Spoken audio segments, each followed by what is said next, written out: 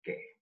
Nah, sekarang yang saya mau ingin bahas adalah apa yang dipelajari hari ini belum tentu nanti akan sama dengan pandangan dari berbagai orang lain yang menilainya. Apakah ini kok bisa berbeda pendapat? Bisa nggak? Sangat bisa berbeda pendapat tentang penganalisaan, pengertian dari setiap makna. Oke, kita mulai. Ada yang resen? Silakan Kak Hani.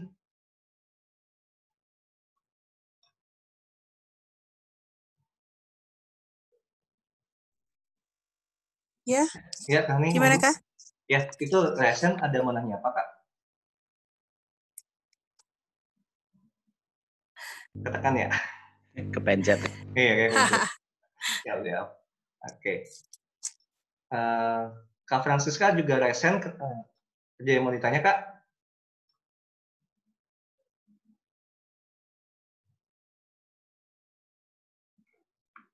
Franciscanya masih nyangkut di attendee itu. Oh, iya, kemungkinan nih. Oke. Nah, teman-teman, jadi kita akan lihat masing-masing tulisan kita secara sederhana dan secara simpel. Yang akan saya bahas ini adalah sesuatu yang umum. Kenapa? Karena untuk menjadi seorang practitioner itu harus memahami ada 10 sindrom di dalam diri manusia. Dan 10 sindrom ini masing-masing akan mempelajari ada 3 jenis sifat. Oke, jadi 3 kalikan 10 ada 30 formula di dalamnya. Di dalam 30 itu ada masing-masing sekitar 5 sampai 10 lagi pengidentifikasiannya. Let's say 10. Jadi 30 kalikan 10 ada 300 hal yang harus dipelajari. Dulu saya mempelajari tentang grafologi itu 3 hari. Jadi dari pagi sampai malam mempelajari tentang grafologi, dan saya nggak akan bahas semuanya. Yang akan kita bahas ini adalah beberapa hal yang menurut saya yang paling sering mencolok dan bisa kita amati dengan sederhana. Nah, teman-teman di dalam kita mempelajari tulisan tangan, kenapa saya mintanya bikin 3 paragraf dengan 5 kalimat? Karena semakin banyak data yang kita bisa kumpulkan, kita akan semakin bisa melihat keakuratannya. Kalau kita cuma lihat sekedar satu paragraf, satu baris doang, satu kalimat doang, agak susah mengidentifikasiannya. Tapi kalau semakin banyak, nah semakin banyak dan terulang-ulang, itu menandakan semakin valid nilainya.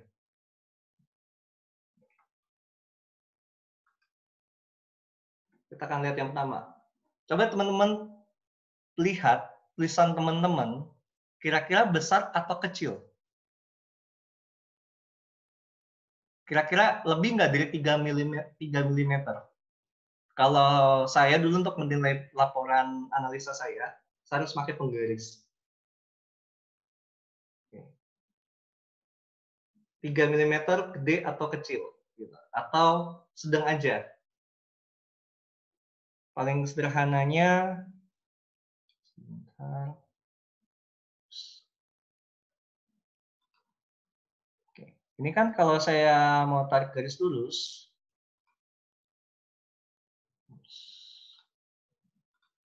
kalau saya mau tarik garis lurus, teman-teman, ini kan garis lurus nih. Nah, 3 mm itu kurang lebih kan segini. Kalau kira-kira dia lebih gede daripada, kayak karena sekolah itu kan sering belajar tentang dengan garis-garis kan ya. Nah, kalau dia di garis tengah, di tengah-tengahnya itu berarti dia normal. Tapi kalau dia lebih dari garis tengah, artinya dia itu ukuran tulisannya besar. Kalau dia ternyata kok garisnya segini tapi tulisannya di bawah itu ya, semuanya nggak ada huruf gede, nggak ada huruf kecil, nah itu artinya tulisannya kecil.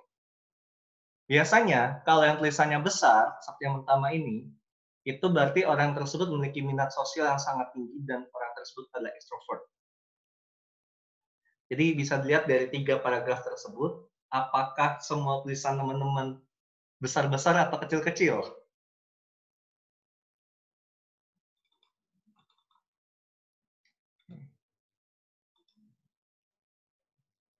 Sebentar, saya mesti stop share dulu. Kak Philip, bentar Kak. Oke, Kak Philip ini normal ya Kak, tulisannya normal, karena masih di dalam 3 mm, dan ketika ada huruf besarnya baru besar, jadi itu masih tergolong normal. Kalau Kak Joko, Coach Joko,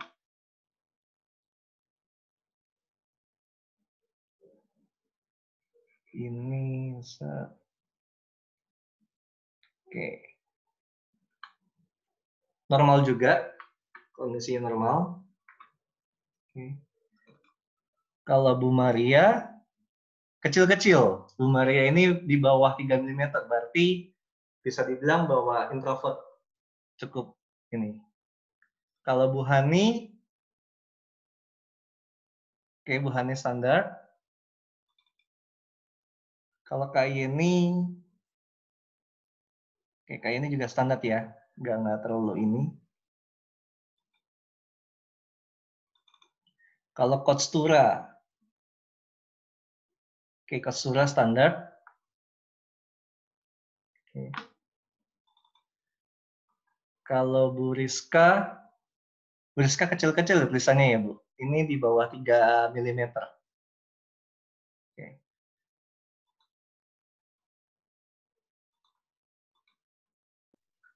Karena menyesuaikan dengan kertasnya, Coach. Oh, harusnya tadi tulisnya sesuai dengan yang senyamannya Kariska. Jangan disesuaikan dengan kertas, Kak. Karena nanti hasilnya bisa beda.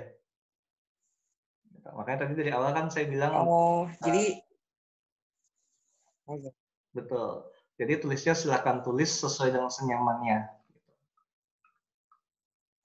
Oke. Iya. Selamat datang Kak Rahma. Oke. Bu Francisca, jadi yang tadi kita tulis itu tulisnya bebas apa saja, tapi bikin 3 paragraf, dan masing-masing paragraf itu 5 kalimat, di mana setelah paragraf ketiga silahkan ditulis lokasi tinggal beserta tanggalnya hari ini 5 Juni 2020, kemudian tanda tangan dan nama lengkap. Posisi tanda tangannya saya nggak bakukan, mau di kiri, di tengah, atau di kanannya kalian, silahkan sebebasnya dan senyamannya kalian. Karena setiap posisi itu ada artinya. Oke, kita lanjutkan.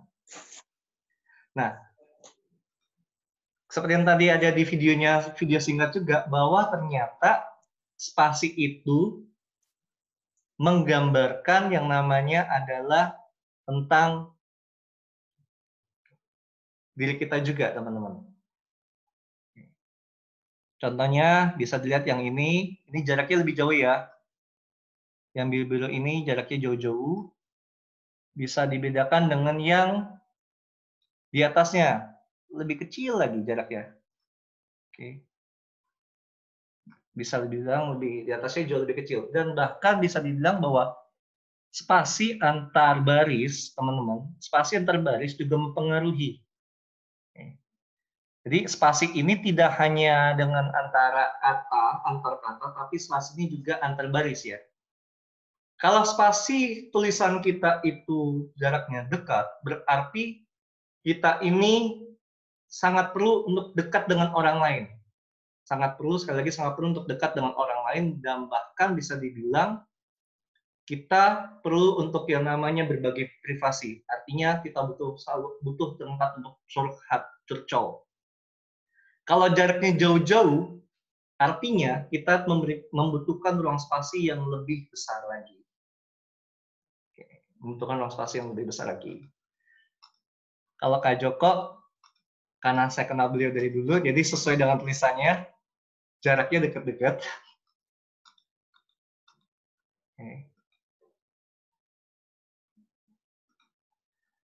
Cuman Kak Joko itu cuman setiap beda paragraf itu baru ada jaraknya yang jauh.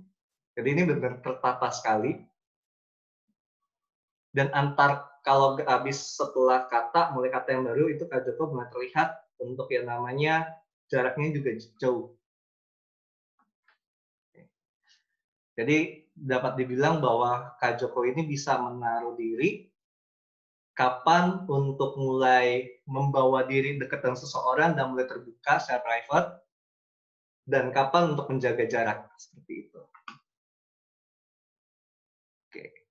Oke, untuk Kak Rahma sama Kak Yeni, jadi tugasnya itu adalah tulis 3 paragraf, masing-masing paragraf terdiri dari 5 kalimat, dan kemudian di bawah paragraf tersebut, silahkan tuliskan lokasi tinggal, tanggal, dan juga tanda tangan, serta nama lengkap.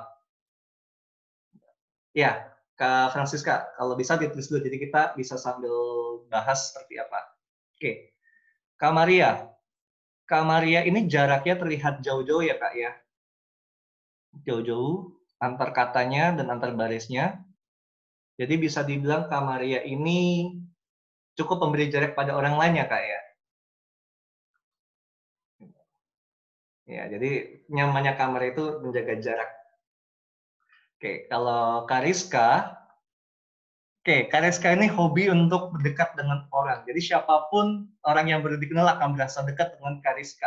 Bahkan Kariska itu akan bisa buka apapun dari diri Kariska. Oke. Maka ada lagi rekan-rekan yang lain. Oke, Kak Karen. Oke, Kak Karen ini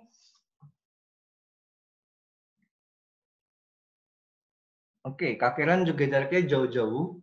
Jauh-jauh antar kata dan antar barisan. Jadi bisa terlihat bahwa Kak Karen ini suka jaga jarak juga bagi orang lain. Jadi kalau tidak kenal dekat, maka akan agak sedikit pasang gap juga. Jadi tidak akan menceritakan semuanya. Kalau Coach Tura, nah ini sama kayak Coach Joko nih. Semua Coach itu kira-kira gayanya mirip-mirip nih tulisannya. Jadi jarak antar katanya nggak terlalu jauh, tapi antar paragraf itu ada jarak. Berarti ketahuan sekali Coach Tura ini bisa membawa diri kapan dengan seseorang itu bisa untuk dekat dan bisa sharing semuanya, dan kapan untuk menjaga jaraknya, Kak.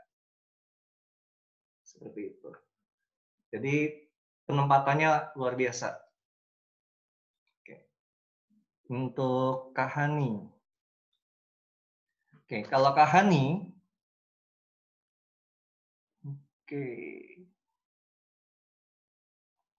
kalau Kak Hani ini kebetulan pakai kertas bergaris ya, Kak, ya? Kalau nggak pakai kertas bergaris, biasanya jaraknya jauh-jauh atau baris itu jauh-jauh atau dekat-dekat, Kak? Suaranya, Kak, ke mute.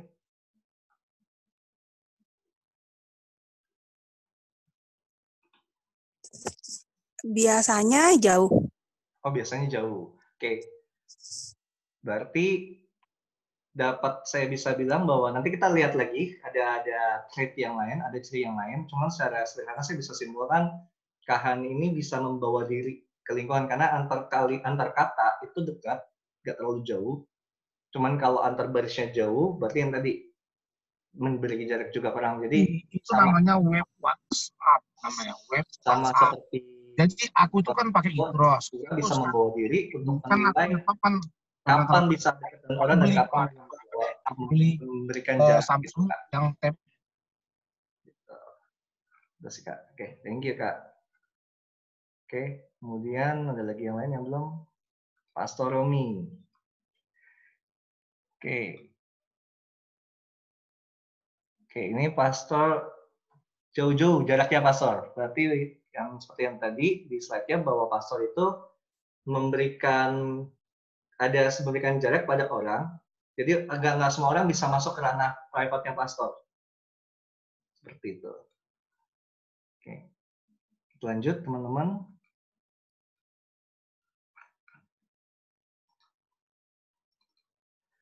Oke, kemiringan.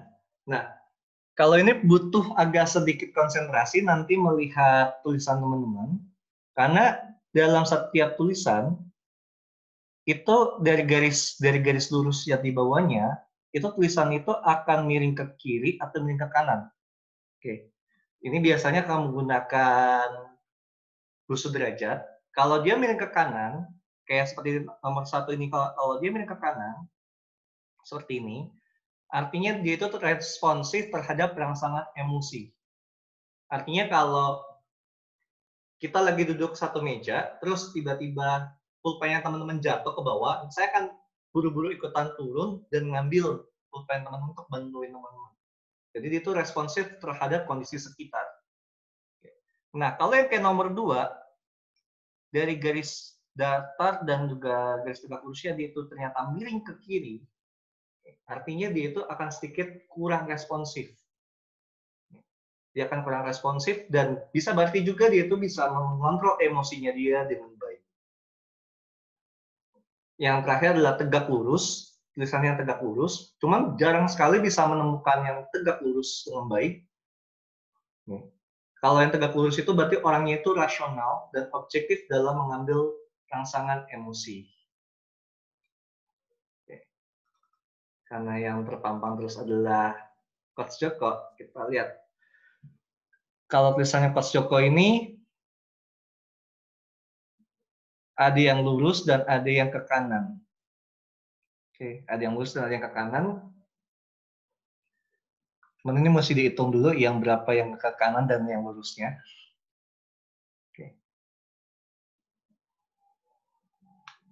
Oke, sebagian besar ini adalah ke kanan, berarti Coach Joko ini respon terhadap lingkungan cukup signifikan dan cukup responsif. Kalau Bu Maria, wah, Bu Maria ini tegak lurus ya. Nah, akhirnya saya ketemu yang tulisan tegak lurus nih, teman-teman. Ini Bu Maria ini tegak lurus dari dasarnya dengan lurusnya ini dia tegak lurus sekali. Kalau tegak lurus ini berarti Bu Maria ini rasional, jadi ada seperti apapun kondisi lingkungan, Bu Maria itu akan tetap tenang dan akan terus berpikir secara rasional. Jadi nggak akan terburu-buru terbawa emosi nih Bu Maria. Betul nggak Bu? Kondisinya, betul ya. Kalau Tasya,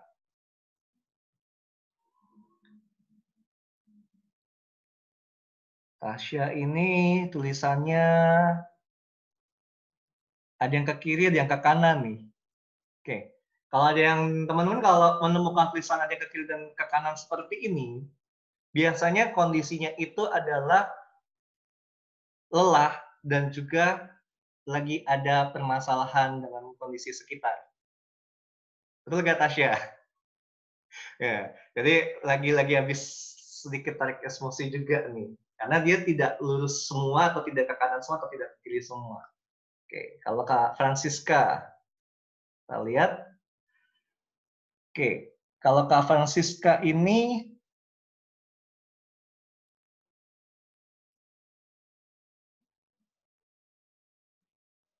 agak sedikit ke kiri ya, Kak. Agak sedikit ke kiri berarti Kak Francisca itu bisa dikatakan tadi kurang responsif atau bisa mengontrol emosi dengan baik. Betulkah Kak seperti itu? Soalnya terlihatnya miring ke kiri. Sebagian besar miring ke kiri. Oke. Kemudian kalau Kak Rahma. Oke, Kak Rahma juga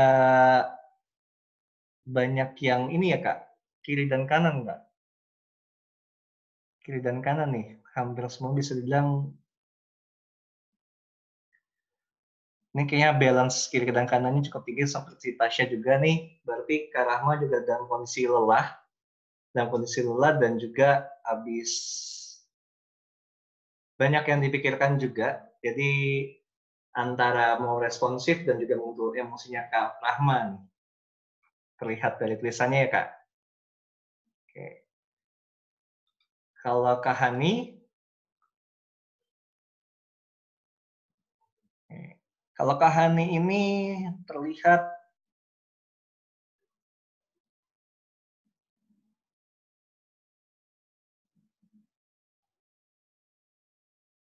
agak sedikit miring ke kanan. Oke, agak sedikit miring ke kanan dan terlihat lebih banyak miring ke kanan, berarti bisa dikatakan bahwa Kak Hani ini cukup responsif terhadap lingkungan sekitar atau emosinya cukup tinggi juga dalam bertindak dalam kesehariannya. Oke. Kalau Coach Tura, Coach Tura ini ke kanan semua, berarti sangat responsif terhadap lingkungan sekitar, Kak. dan bisa dibilang bahwa ya bergeraknya sangat cepat gitu. Oke, tadi Kak Karen kita lihat. Oke, kalau Kak Karen ini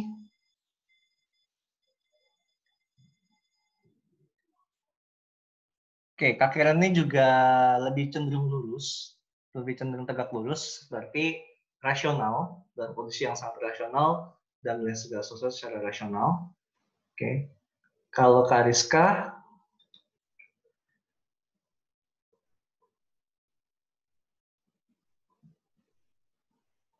ke kiri, agak ke miring kiri nih tulisannya. Berarti Kak Rizka kontrol emosinya cukup baik dan kurang responsif terhadap lingkungan sekitar, jadi tidak terbawa emosi.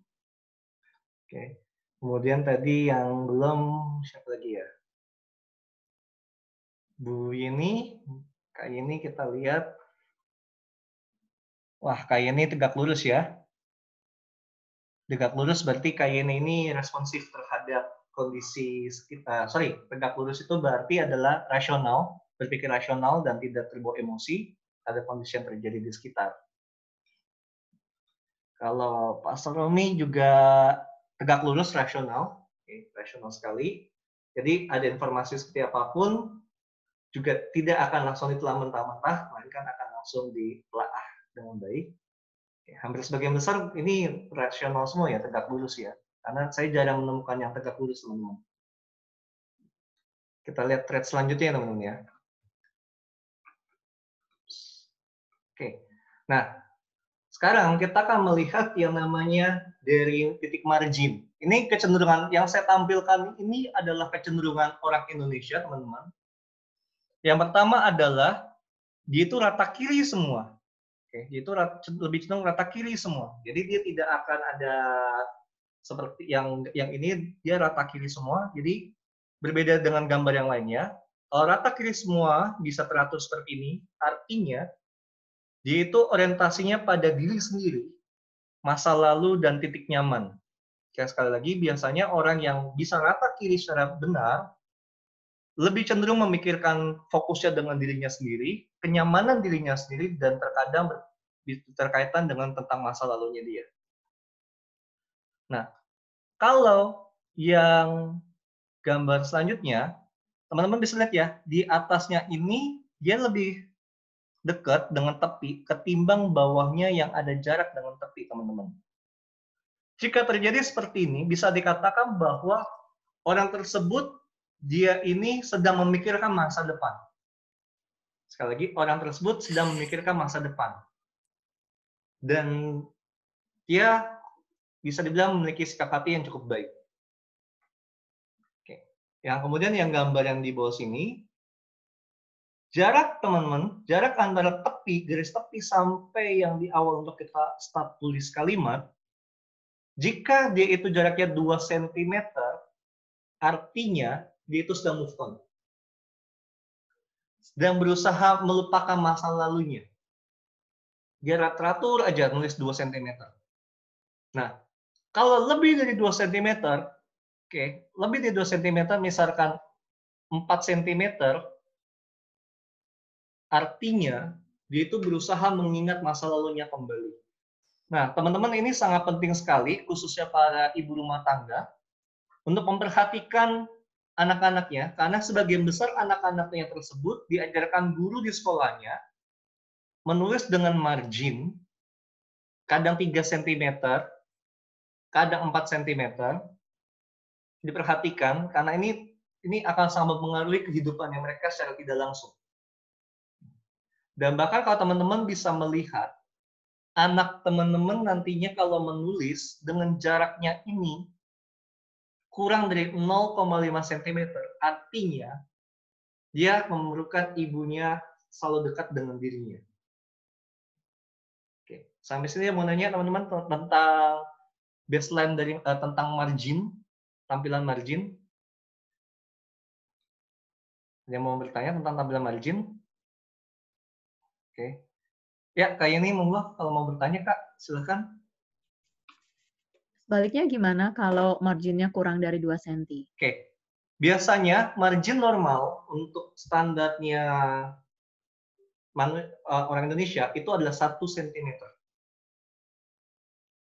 Sekali lagi, margin normal menurut standarnya orang Indonesia itu adalah 1 cm. Itu kayak ini.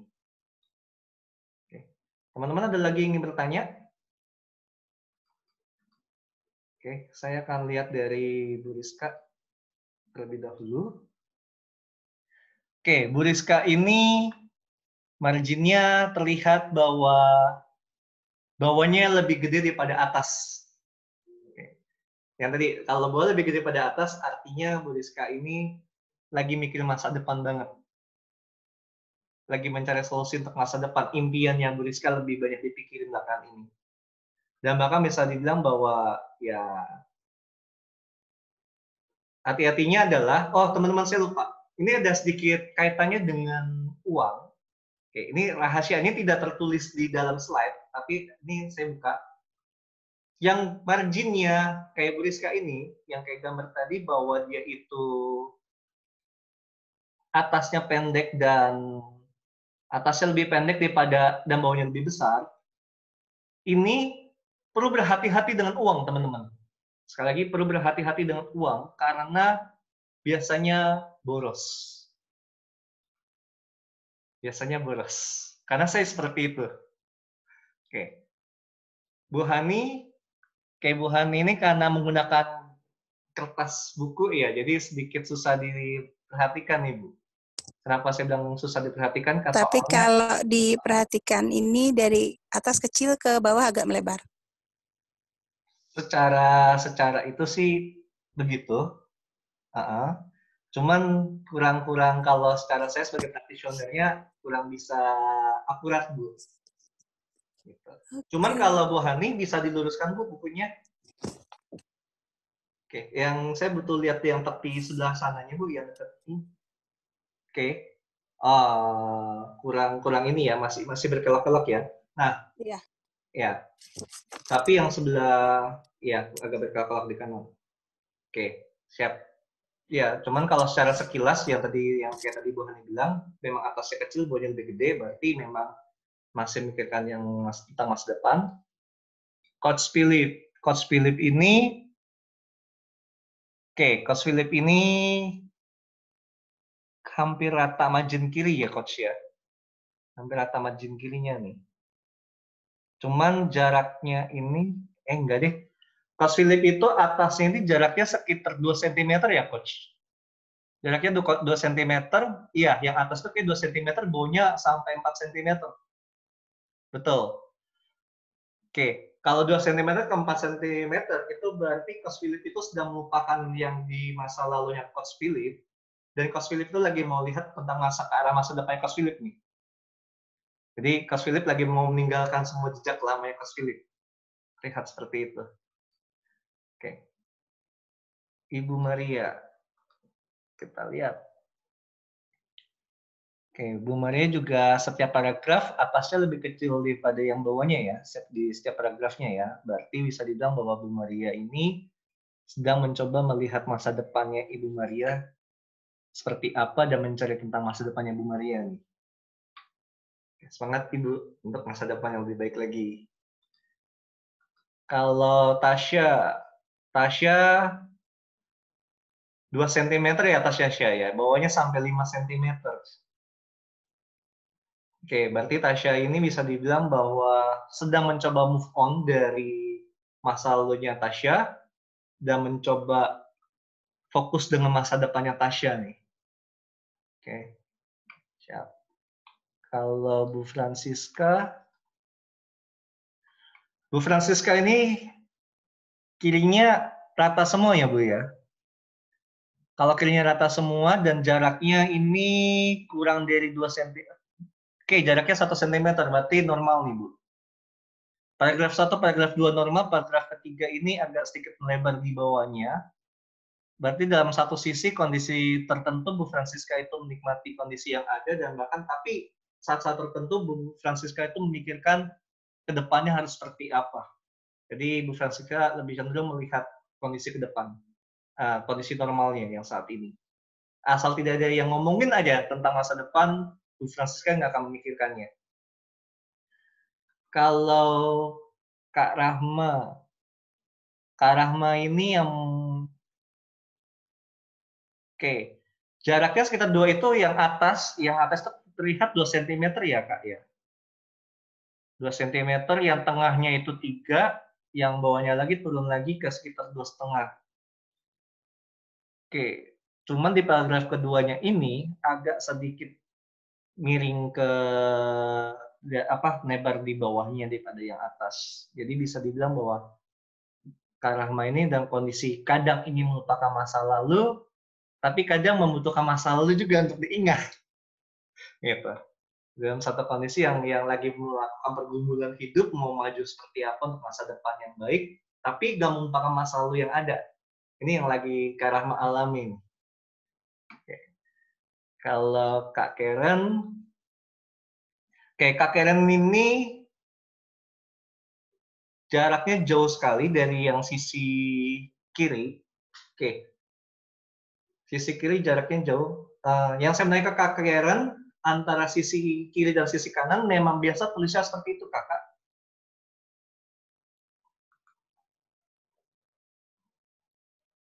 Oke. Ya, Gimana, Kak Karen? PS gini ya gini. Biasa tulisnya seperti itu ya? Oke. Karena kalau yang saya lihat ini posisinya kan kurang proporsional ya, karena di kiri dan kanannya itu tidak proporsional, di mana yang di sisi kanannya, kirinya Kak Karen, kalau di arahnya muka Kak Karen kan sebelah kiri Kak Karen ya, misalnya ya. Nah, itu kan margin kirinya Kak Karen terlihat bahwa jaraknya sekitar 4 sentian itu berarti dan rata kiri 4 sentian, berarti bisa dibilang bahwa Kak Karen ini ingin dalam kehidupannya Kak Karen selalu mengingat masa lalunya Kak Karen. Kondisi selalu mengingat. Jadi Kak Karen ini pengingat kuat. Jadi kejadian 20 tahun lalu pun Kak Karen masih ingat ini. Seriusan, ini orang ngomongin Kak Karen di belakang atau ribut sama orang di belakang 20 tahun lalu itu masih ingat banget. Karena ketara sekali. Dan bahkan dari sisi kanan, ya teman-teman semua bisa perhatikan dari sisi kanannya itu kan adalah jaraknya juga jauh ya. Jadi dia nulisnya cuma segini, nulisnya jaraknya dekat, tapi di sebelah kanannya jauh. Bisa tunjukkan Kak Karen? Oke. Kalau dari sisi kita yang lihat, kanan posisi kanannya kita, itu jaraknya jauh banget ya, dibandingkan kirinya. Oke. Berarti di sini dapat terlihat, teman-teman, secara manajemen dirinya Kak Karen itu berarti dalam kondisi yang, apalagi ditambahin ini, Kak, bisa kertasnya lulus, Kak? Oke. Teman-teman perhatikan, posisi ini adalah margin kanannya, itu dari kiri kanan atasnya itu kecil, kanan bawahnya itu lebar. Oke. Teman-teman bisa nangkap ya? Sebentar, Kak. Saya coba capture dulu sebentar ya. Sebentar. Biar gampang jelasin sebentar ya.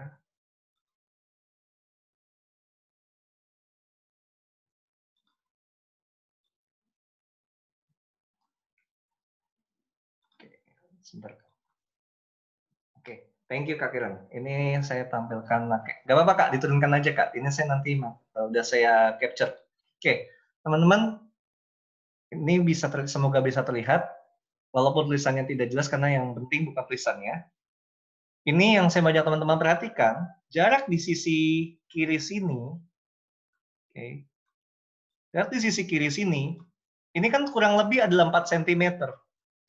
Oke, 4 cm.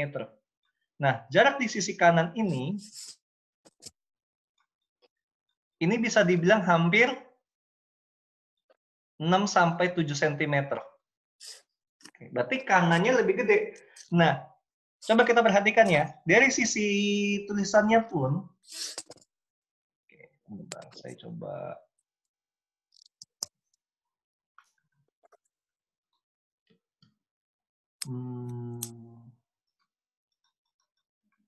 Oke, ganti warna dah.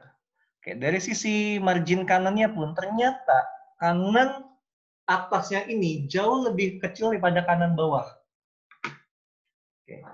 Lagi margin kanannya dari kanan atas dengan sisi di bawahnya itu jauh lebih gede di kanan bawah. Nah, kalau margin kanan seperti ini teman-teman, ini bisa dibilang bahwa terlihat Kak Karen ini sebenarnya terlalu spekulatif. Spekulatif itu terlalu banyak berasumsi sekali, kuat di dalam asumsi. Oke. Dan kalau kuat di dalam asumsi ini bisa dibilang bahwa cukup menyerap energinya Kak Karen ini. Bisa dibilang sangat-sangat menyerap energinya Kak Karen dalam melakukan aktivitas. Oke. Karena kalau yang tadi kan kalau yang misalkan dari sisi ini kan dia kan mencoba melihat masa depan ya. Nah, kalau dibalik, kalau ini kan kayak mirror ya teman-teman, benar nggak?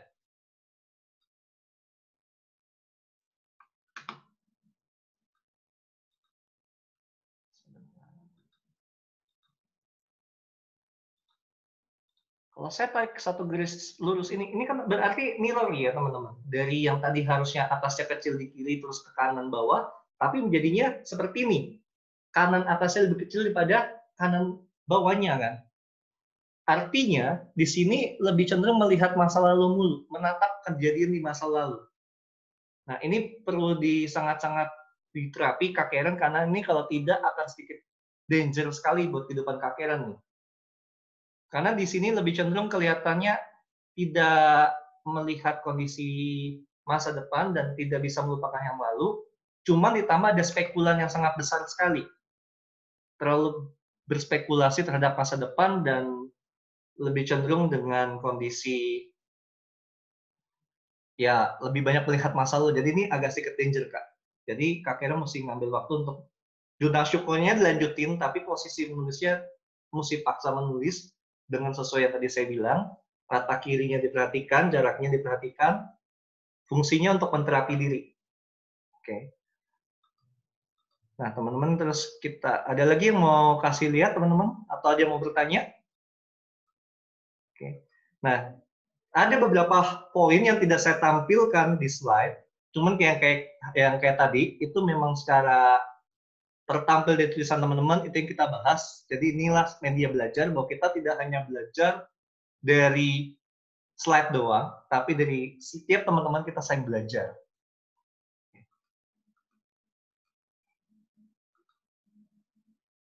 Oke, kita lanjutkan.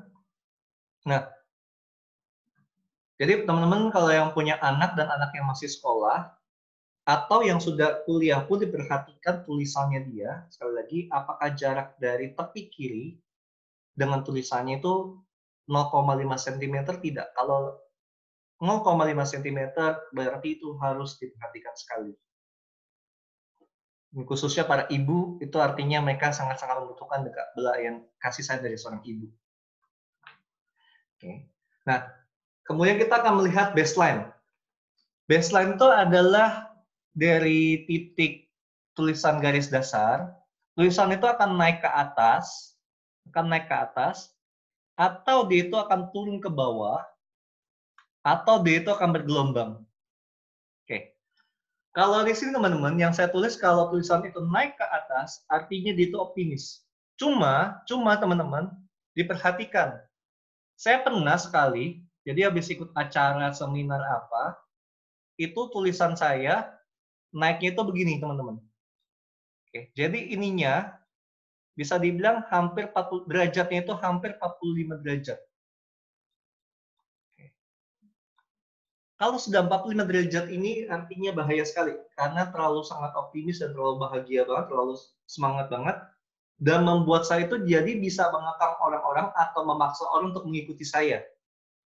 Dan kalau mereka tidak mengikuti saya itu ya akan terjadi konflik of interest, akan terjadi perselisihan. Jadi waktu itu saya mencoba menterapi diri saya dengan membuat ini menjadi datar kembali. Yang benar itu adalah harusnya lurus saja tulisannya, tidak naik, tidak turun. Oke.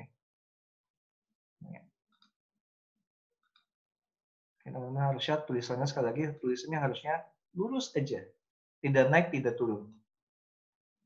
Oke. Kalau turun artinya pesimis atau sedang down. Dia sedang menghadapi masalah yang besar dan membuat mentalnya down. Ada juga yang bergelombang. Kalau bergelombang seperti ini, artinya dia itu sedang dalam kondisi yang labil atau immature. Oke. Biasanya itu dia banyak pikiran banget, jadi naik turun. Banyak hal yang terlalu dipikirkan. Nah, Kalau kita menggunakan buku garis-garis seperti anak sekolah, teman-teman, akan seperti di gambar ini.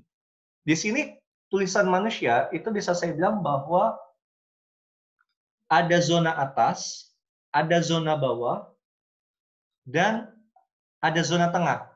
Oke. Tulisan, kalau kita perhatikan dari 3 zona ini, ternyata menggambarkan sesuatu.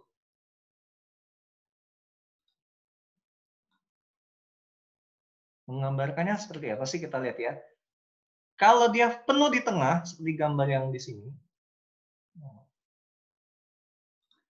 Kalau dia itu penuh di tengah, seperti gambar yang ini, teman-teman. Bisa dikatakan dia ini orangnya praktikal. Sukanya yang praktis. Tidak mau banyak teori, dan bahkan bisa dibilang bahwa mereka ini sangat sosial sentris. Jadi kehidupannya itu perlu dengan kehidupan sosial. Tidak bisa menyendiri. Kalau ternyata, jadi dia walaupun ada huruf G, kalau teman-teman perhatikan, maksudnya saya itu, dia itu, di tengah itu adalah, kalau dia ada huruf G atau huruf K, semuanya itu di garis tengah, tidak ada yang turun ke bawah atau naik ke atas. Jadi seperti gambar ini ya. Ini kan dia ada huruf K nih, teman-teman.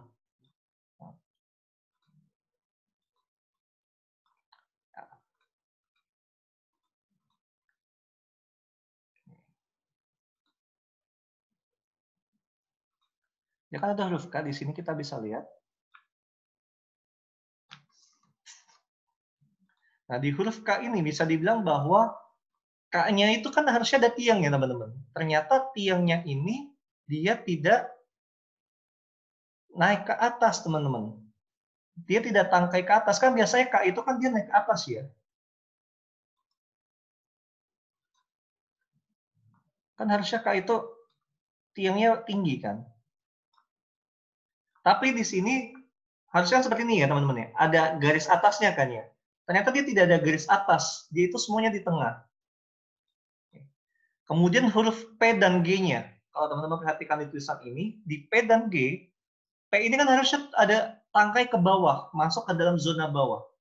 Ternyata dia tidak sampai ke bawah nih, semuanya ditulisnya di tengah aja. Seperti yang ada di contoh yang paling atas yang benarnya.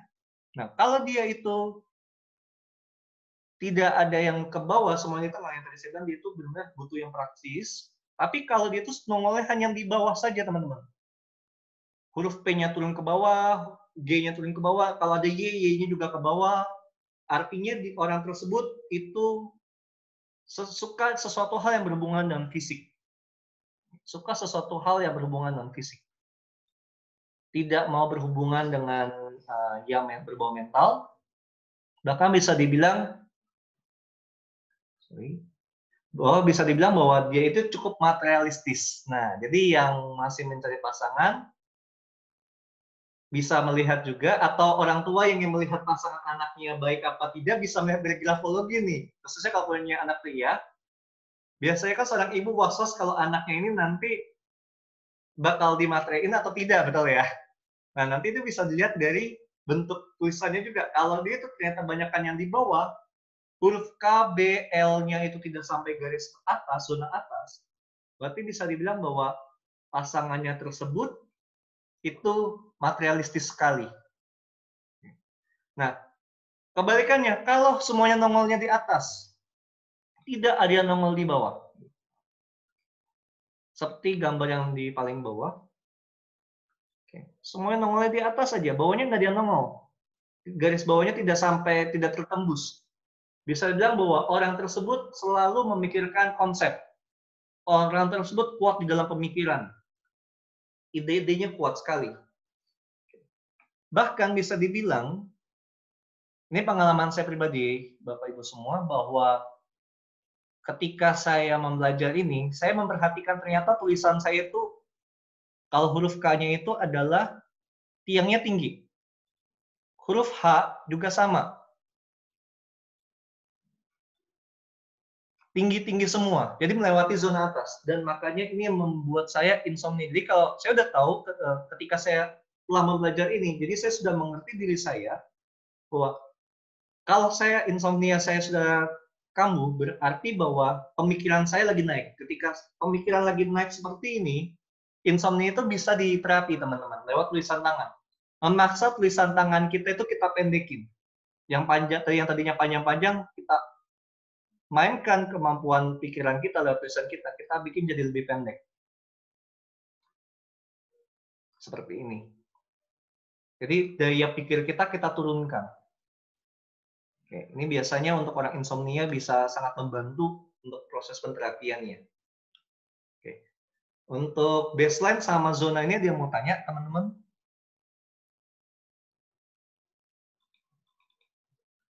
Oke. Kita lihat. Mau Ya, tanya, yes. Tadi kan ada terapi mengubah tulisan untuk mengubah perilaku gitu Yes, ya. betul. Itu selama ini bisa terbukti ya? Bisa dilakukan? Bisa terbukti. Seperti yang tadi dalam kisah sejarah, bahwa ini sudah dipakai dari tahun 1966 oleh Sir Colombo. Dia adalah bapak dari grafoterapi. Dan ini pun untuk proses terapi ini pun sudah saya lakukan buat saya pribadi. Cuma, ada cumanya, dalam proses terapi ini kita tidak boleh putus, coach. Jadi harus dilakukan 30 hari menulis ini. Dan tidak boleh putus. Putus sehari harus tulis ulang. Oke. Jadi yang asumsi 31 hari untuk perubahan perilaku itu tetap berlaku ya? Yes, betul. Dan ini sudah dibuktikan dan sudah ada beberapa orang yang saya terapi juga dan itu sangat membantu sekali, khususnya dalam kursus bersyukur teman-teman. Makanya yang ikut manfaat bersyukur dan ada di grupnya, saya menekankan bahwa kalau bisa jurnal syukurnya ditulis tangan dan nanti saya akan ajarkan salah satunya adalah tentang grafologi ini. Jadi yang tadinya tulisannya adalah pemikirannya tinggi-tinggi, nah itu bisa kita paksa untuk jadi lurus, jadi lebih pendek lagi atasnya. Kayak Kak Karen tadi kan, marginnya itu bermasalah ya Kak. Nah itu kalau mulai belajar menulis tangannya, ditulis lagi, tapi dengan mulai diatur lagi gitu Kak. Mulai diatur lagi jaraknya, itu akan memaksa alam bawah sadar kita untuk mengikuti itu. Cuma, akan tidak enak. Kenapa saya bilang akan tidak enak? Karena kan otak alam bawah sadar kita paksa untuk melakukan sesuatu yang tidak nyaman ya. Melakukan sesuatu yang bukan seperti biasanya. Biasanya itu yang kayak saya pribadi alami, itu menjadi pusing bahkan waktu itu sampai muntah. Kenapa sampai muntah? Karena kan tiang saya itu tinggi semua Kak. Tinggi sekali. Jadi daya pikir saya itu terlalu tinggi. Bahkan untuk kayak melakukan meditasi pun, mencari Tuhan pun, itu otak saya melayang-layang memikirkan segala hal. Jadi, ya, kita harus menterapi diri kita untuk lebih baik lagi sih. Gitu. Oke. Mau tanya dong? Yes, silakan. Jadi kalau kayak Kak Karen gitu kan marginnya ya? Iya, marginnya Kak. Nah, itu kan ada unsur pemaksaan juga ya? Yes. Tapi pemaksaannya itu harus alami gitu ya? Jadi misalnya jangan dibantu, misalnya ditandain sampai batas. Iya, jangan dibantu dengan garis. Harus alami ya? Harus alami, tanpa garis. Oke. Terima kasih. Oke, sama-sama Kak. Ada lagi rekan-rekan lain yang ingin bertanya? Tidak sadar bahwa waktu sudah berjalan 1 jam dan tinggal 30 menit. Padahal slide-nya masih banyak. Oke, kita lanjut saja teman-teman ya. Nanti bisa dicek tulisan teman-teman dari materi ini. Oke, kemudian adalah kita akan melihat tentang konsep pengenalan diri kita terhadap diri kita dan tentang egonya kita. Pertama, saya mengajak teman-teman melihat tulisan teman-teman dan tanda tangannya teman-teman semua. Apakah proporsional, jadi tulisannya kecil-kecil, tanda tangannya gede, seperti Pak Jokowi. Oke. Tulisannya ini kurang, tulisannya ini kan dia segini-segini ya. Oke, ini sekitar 2 mm-an lah. Oke, 2 mm-an, terus tanda tangannya langsung gede seperti ini. Kalau seperti ini berarti memiliki kepercayaan diri yang sangat tinggi. Jadi buat orang tua harus diperhatikan tanda tangan. Jangan sampai nanti tulisannya gede-gede. Misalkan dia tulisnya adalah segede gini. Dia. Oke, tanda tangan cuma segini doang. Nah, kalau sampai terjadi seperti ini berbahaya ya. Jadi kalau yang tulisannya gede, tanda tangannya kecil, tidak proporsi, itu bahaya sekali. Artinya ada yang masalah dengan kepercayaan dirinya. Pengenalan dirinya itu ada yang bermasalah. Oke. Nah, kemudian kita akan lihat lagi adalah penulisan nama. Kenapa tadi saya minta teman-teman tuliskan nama? Bisa dilihat tulisan teman-teman, penulisan nama teman-teman, apakah diawali huruf besar atau huruf kecil. Kalau misalkan kayak, misalkan ada H begini. Oke. Jadi orang tersebut bilangnya ini huruf gede gitu kan. Padahal kita tahu bahwa di dalam huruf kapital bentuk ini adalah huruf kecil. Nah itu berarti ada yang masalah dengan dirinya. Contoh lain, misalkan kita dalam tulisan bersambung ya. Dalam tulisan bersambung adalah, saya bikin garisnya dulu.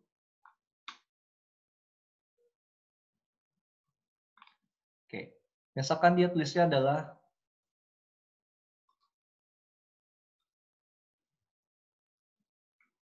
kita tahu kan ini J kecil ya teman-teman ya.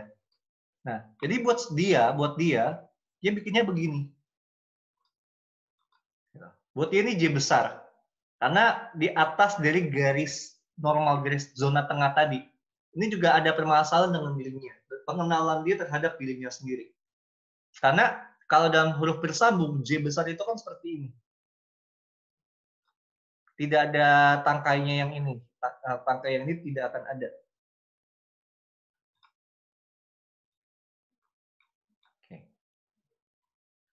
Dan contoh yang lainnya ya teman-teman. Nah, kemudian adalah huruf T.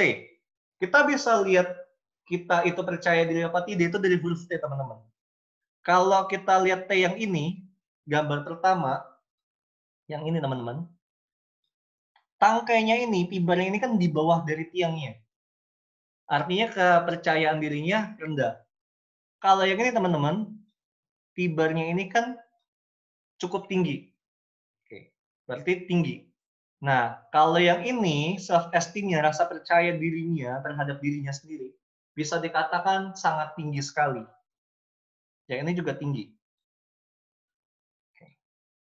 Jadi, teman-teman bisa lihat huruf T-nya teman-teman, bar-nya, garis T-nya ini, yang datarnya ini, ada di mananya T. Apakah di atas, seperti gambar ini, yang 3 ini, ataukah di bawah, seperti gambar yang di sini.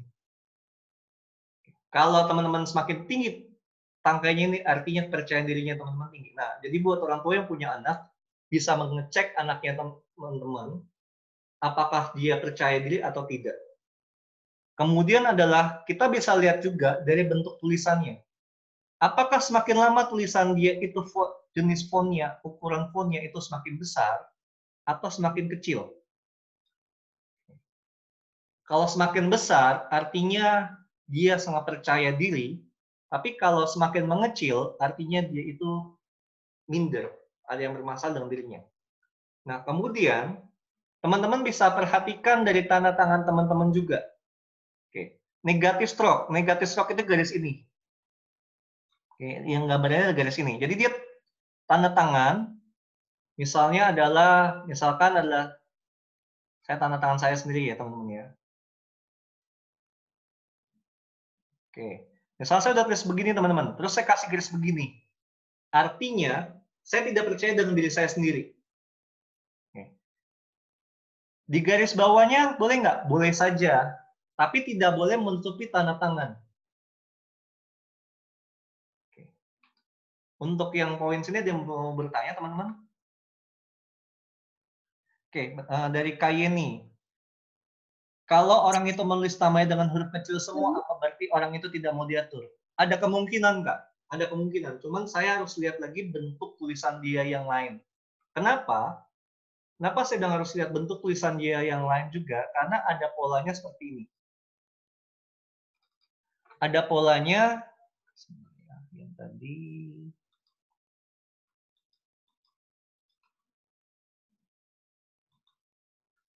Oke, ada polanya begini, Kak.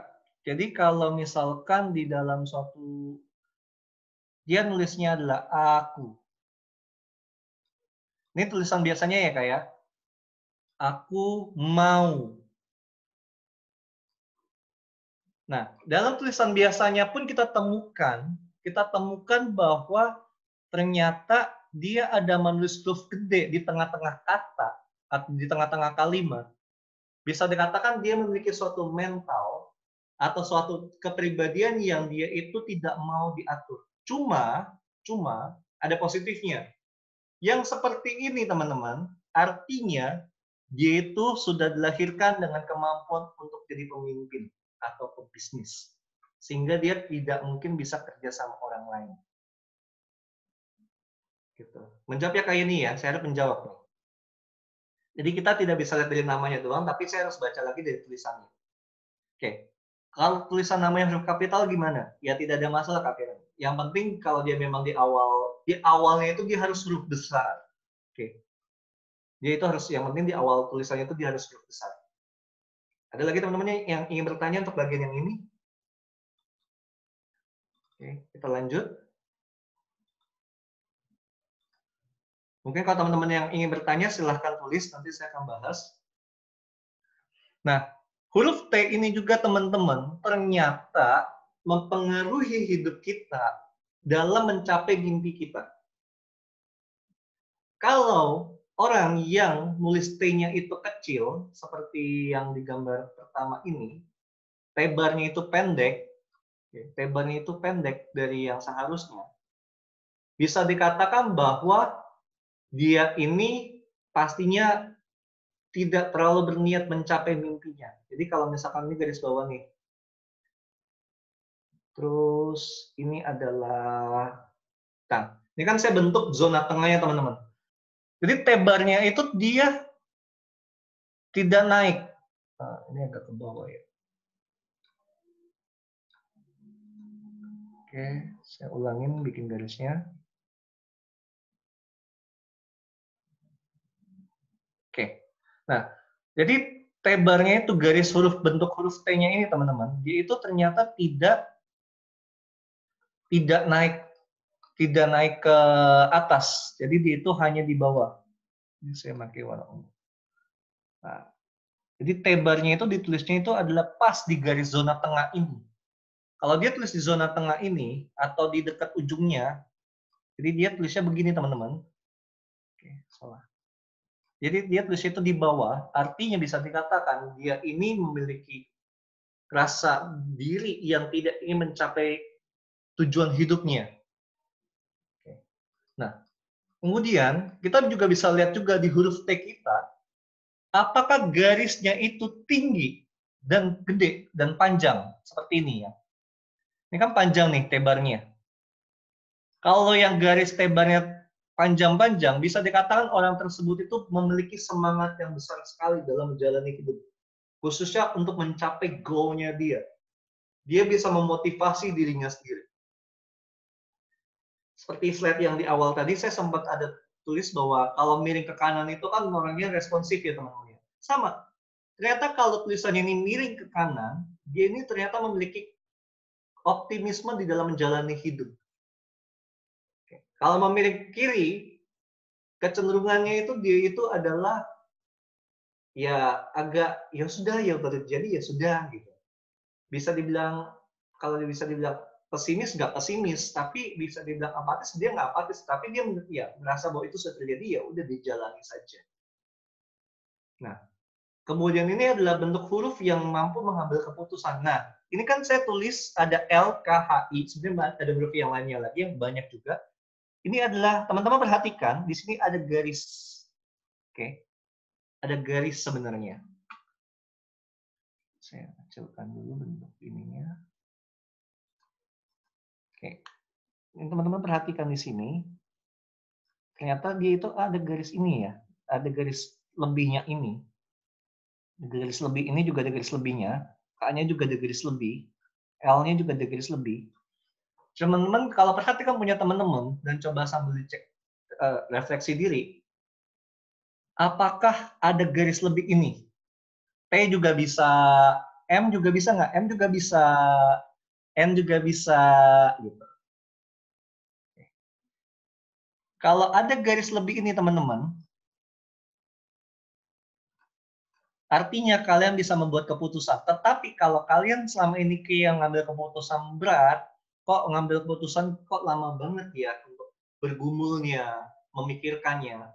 Biasanya terlihat dalam tulisannya teman-teman tidak ada cenderung garis seperti ini. Apa kayak checklist begitu teman-teman. Kemudian kita juga bisa lihat,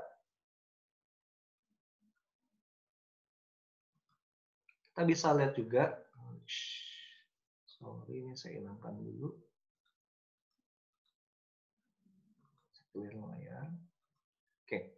Kemudian kita bisa lihat juga untuk yang namanya produktivitasnya kita. Nah, seperti yang tadi sempat saya terangkan di sebelumnya, bahwa kalau yang ada muncul ke atas itu lebih cenderung kepada apa yang ada di pikiran ya teman-teman. Pemikirannya kuat. Nah, ternyata orang-orang yang pemikirannya kuat tersebut, dia yang seperti ini. Jadi ini kan kalau garis tengah, zona tengah.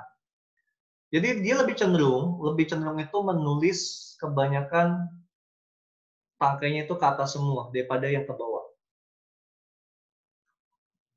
Oke, seperti yang di gambar ini.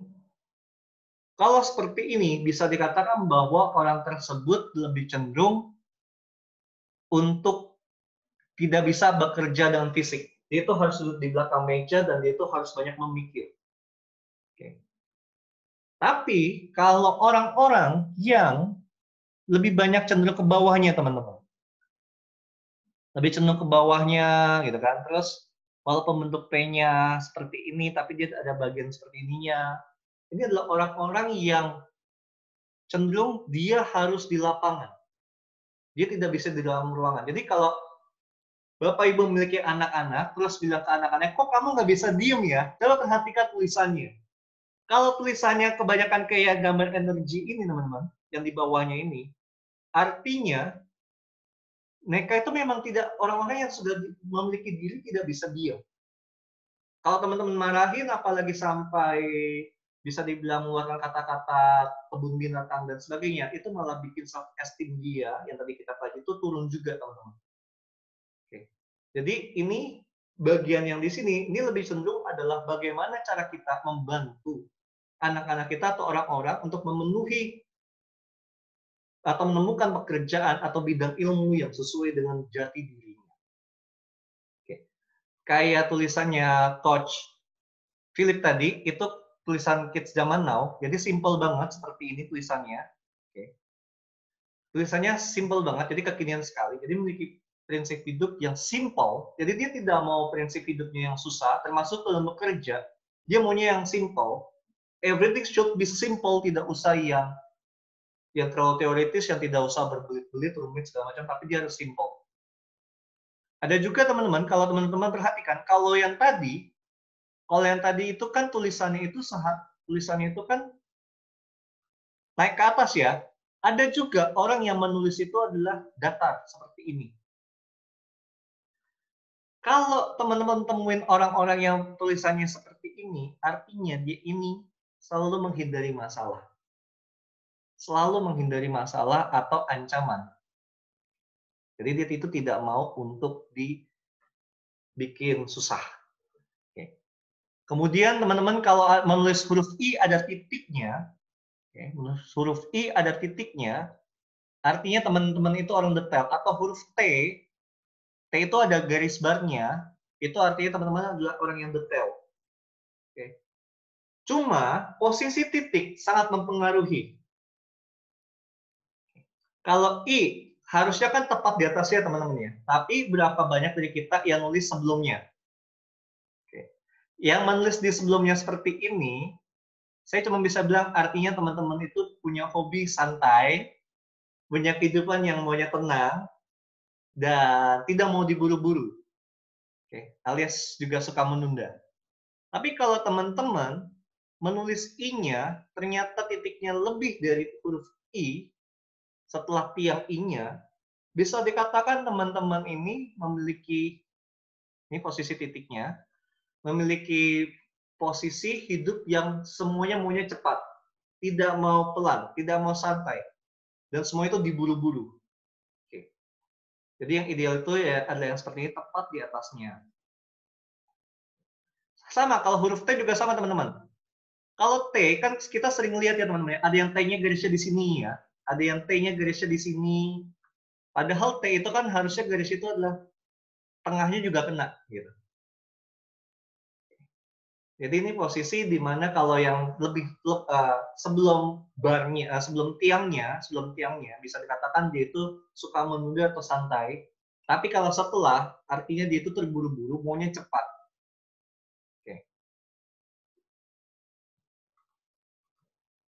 Oke, sampai sini dulu ada yang mau tanya, teman-teman?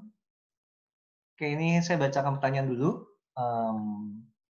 Dari Bu Francisca, kalau tanda tangan ada negatif stroke-nya, sudah terbiasa tanda tangan di mana-mana seperti itu. Oke. Nah, Ibu Francisca, ini pengalaman saya pribadi ya. Tanda tangan saya itu bisa dikatakan bahwa cukup sesuatu sekali, khususnya mengenal pribadi saya, karena banyak strokes di dalamnya dan ukirannya. Saya tampilkan whiteboard. Nah, ini saya tampilkan tanda tangan saya. Ini awalnya sebelum saya mengenal grafologi. Mohon maaf, ini agak sedikit kaku karena menggunakan mouse tanda tangannya. Jadi nggak bisa 100% sama karena menggunakan mouse ya. Oke, teman-teman bisa lihat ya, di sini ada strokes-nya, negative strokes. Oke, di sini juga ada negative strokes dan terlihat agak ngejelimet, agak ruwet. Oke, setelah saya mengenal grafologi, saya mengubah tanda tangan saya menggunakan nama saya pribadi dan lebih simpel.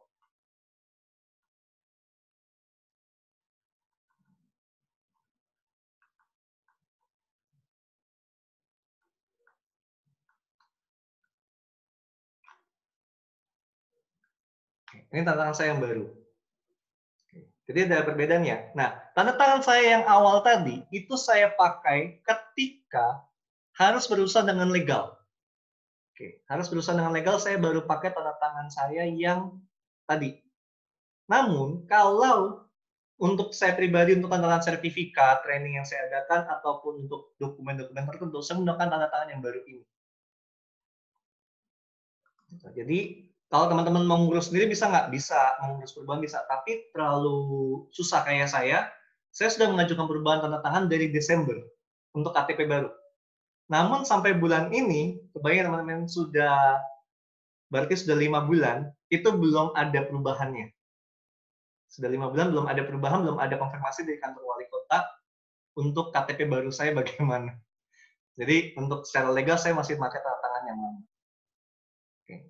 Jadi nggak, kalau Bu Francisca mau berubah, silakan berubah, cuma prosedurnya cukup ribet. Bu Francisca harus pergi ke kantor lurah dulu, dapat surat pengantar, baru ke kantor wali kota setempat.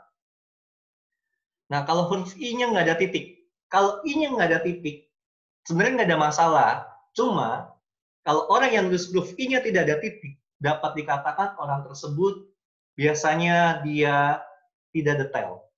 Hanya maunya global saja dan yaudah sesimpel mungkin. Oke. Kalau yang tadi dari Tasya, titik I, titiknya yang sebelumnya, titiknya ada yang sebelum dan ada yang pas, itu bagaimana? Oke. Nanti kalau saya sebagai practitioner, dalam saya membuat laporan grafologinya saya terhadap tulisan tangan, analisa tulisan tangan yang terhadap seseorang yang minta saya analisa, biasanya saya akan menghitung dalam satu kertas tersebut, titik dari huruf I yang sebelumnya ada berapa, oke, titik pada huruf I yang sesudahnya ada berapa, dan titik yang tepat di atasnya ada berapa. Mana yang lebih dominan, itu menggambarkan kepribadian. Jadi kalau teman-teman nulis 3 paragraf, sebenarnya itu masih kurang. Karena biasanya dalam menganalisa tulisan tangan, saya minta orang tulis 10 paragraf. Dari 10 paragraf tersebut, masing-masing 5 kalimat. Jadi ada 50 kalimat yang saya analisa. Itu baru ketahuan pastinya. Oke. Terus kalau dari Pak Joko, I saya titiknya persis di atasnya. Oke, kalau persis di atasnya artinya Pak Joko itu satu detail. Kedua, orang Pak Joko itu orangnya semuanya tepat waktu dan teratur. semuanya tuh proper. Oke, semuanya tuh proper sekali. Oke. Melankolis. Oh, pantas. Pantas sekali Pak Joko. Oke. Kalau ada dari Bu Maria, kalau ada 10 paragraf, berapa lama untuk analisa? Sejam? Oh, enggak, Bu. Enggak sejam, Bu. Saya, kebetulan bukunya saya bawa. Jadi, bentar ya, saya tampilkan di kamera. Oh, terpisah. Jadi ada, ini seperti ini. Jadi ini ada 10 yang tadi saya tampilkan, ada 10 hal yang saya pelajari, masing-masing itu ada sampai 2-3, ada high, medium, low, oke. Dan ini benar-benar memakan waktu, bisa dibilang sampai 2-3 hari, Bu. Jadi sampai 3 hari untuk menganalisa, karena yang namanya analisa itu kan sesuatu yang tidak boleh sampai meleset, tidak boleh sampai ada yang salah. Jadi tidak mungkin dalam 1 jam, pastinya bisa berhari-hari untuk menganalisanya. Oke, teman-teman, saya tertarik dengan gambarnya Pak Joko. Oke, gambarnya Pak Joko, saya sangat tertarik sekali. Saya capture dulu gambarnya Pak Joko untuk tulisannya. Oke, saya akan slide share.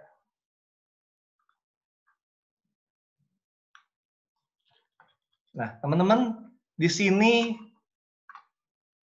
ada yang cukup menarik buat saya. Pertama adalah huruf B-nya. B-nya Pak Joko itu tidak seperti pada B normal ya. B normal kan seperti ini ya, teman-teman. Tapi B-nya Pak Joko itu penuh dengan set. Jadi beliau ini tidak kaku, tapi beliau itu dari huruf B-nya ini terlihat beliau sangat penuh dengan kreativitas dan pastinya suka musik dan mengalir saja dan tidak mau terkekang oleh sesuatu hal. Dan juga dari huruf H-nya. Dari huruf H-nya juga terlihat hal yang sama, teman-teman. Ini sesuatu yang menarik karena terlihat sekali. Nah, ada satu hal teman-teman bisa dilihat di sini huruf T-nya Pak Joko. Oke, T-nya Pak Joko yang ini adalah T besar di tengah-tengah kata. Oke. Bisa dikatakan bahwa yang tadi saya sempat jelaskan, kalau T besar di tengah-tengah kalimat saja sudah berarti bahwa itu hal tersebut menggambarkan dirinya beliau yang independen, yang tidak mungkin bisa diatur dengan sangat mudah oleh orang lain karena prinsipnya sangat tinggi, dan bahkan panggilan alamnya adalah dapat dikatakan sebagai seorang businessman, seperti hal tersebut. Oke, itu baru sebagian yang saya kutak-atik. Oke. Wah, alhamdulillah kalau benar Pak Joko. Coach Tura, berapa batas aman banyaknya paragraf dan kalimat agar kita dapat menilai dengan akurat dan komprehensif? Oke, Coach Tura biasanya minimal itu 5. Minimal 5. Yang paling minimal. 5 paragraf dan masing-masing paragraf itu 5 kalimat. Harus ditulis di atas meja kayu dan kondisi yang rileks dan kondisi yang nyaman. Seperti itu. Nah, sebentar ya, Coach Philip. Coach Philip itu tadi dari bentuk, teman-teman, ini juga bentuk tantangannya Coach Philip. Ini ada stroke di dalamnya. Ini kayak harus dirubah, Coach. Oke. Karena bisa dikatakan ini menutup dirinya Coach Philip. Stroke-nya itu harus dihilangkan. Karena kita sebagai trainer harus tampil apa adanya. Nah, yang menarik, yang saya bisa katakan bahwa Coach Philip ini sudah tepat sebagai seorang trainer dan fasilitator. Kenapa? Karena saya akan tampilkan juga dari tulisan Coach Philip. Di sini huruf A-nya, teman-teman. Nanti kita akan ada juga di slide saya. Huruf A-nya ini terbuka, nggak tertutup. 1, terus dari yang ini, O-nya juga terbuka, 2, ini juga terbuka, 3, gitu kan. Terus di sini juga terbuka 4, 5, 6, 7, 8. Nah, berarti Coach Philip ini secara pribadinya memang sangat open sekali. Sangat provokatif sekali. Kita lanjutkan sebentar. Oke. Nah, teman-teman yang tadi saya bilang yang tulisannya Coach Philip, huruf A-nya terbuka, artinya dia itu provokatif, sangat enak untuk ngobrol, sangat membawa dirinya untuk ngobrol itu sangat baik sekali. Dan bisa dikatakan bahwa ada yang bilang begini, ada beberapa orang berkata kalau tertutup seperti video yang tadi di awal saya tampilkan, kalau tertutup katanya introvert. Oke. Ada yang bilang bahwa kalau tertutup artinya dia introvert. Kalau buat saya tidak. A tertutup atau O tertutup belum tentu dia introvert, teman-teman. Karena beberapa kasus yang sudah saya alami, ternyata orang tersebut tidak introvert. Dia akan bawel, tapi dengan orang-orang dia nyaman. Oke. Jadi kecenderungannya ini, kalau yang A atau O-nya tertutup, belum tentu introvert. Cuman dia butuh posisi kenyamanan, baru dia akan jadi banyak ngomong. Cuma yang saya bisa pastikan yang terbuka seperti gambar ini, huruf A dan O-nya, itu sudah bisa dipastikan orang tersebut hobi bicara. Oke, ada chat masuk. Dari Kak Philip, bawel di kalangan terbatas. Setuju, betul Kak Philip, bawel di kalangan terbatas. Jadi dia benar-benar jaga image sekali. Nah, ini teman-teman yang tadi saya bilang, bentuk hurufnya Kak Joko itu huruf H-nya kan unik ya. Nah, ini yang tadi saya bilang bahwa ternyata H, F, dan hubungan T dengan huruf lainnya, kalau menyambung, itu fleksibel sekali orangnya dalam berpikir dengan sangat fluidity atau mengalir saja. Kayak misalkan, kalau ini kan contohnya D ya. Contoh, teman. Oke, kalau nyambung begini, kalau nyambung seperti ini teman-teman, tidak terputus, dia juga memiliki tingkat fluiditas. Nah, yang jadi masalah adalah kalau yang hobi menulisnya simple, itu tidak akan terbaca. Yang simplicity kayak anak zaman now itu tidak akan terbaca tentang fluiditas ini, karena mereka benar-benar sangat praktis sekali menulisnya. Kemudian, kalau yang menulisnya hurufnya dari gede ke kecil, seperti ini teman-teman, gede ke kecil, bisa dikatakan orang tersebut itu jago berdiplomasi. Dalam berbicara sangat gampang sekali. Dan khususnya melobi orang. Ini orang-orang yang cocok jadi sales atau trainer. Oke. Dan selanjutnya, maaf. Oke, slide-nya sudah habis teman-teman, dan pas slide-nya habis di waktu 90 menit. Oke, silakan teman-teman yang ingin bertanya, apakah ada lagi? Tunggu kalau ingin bertanya teman-teman. Oke, punyanya Coach Philip juga menarik nih teman-teman. Saya capture sebentar. Ada lagi yang menarik.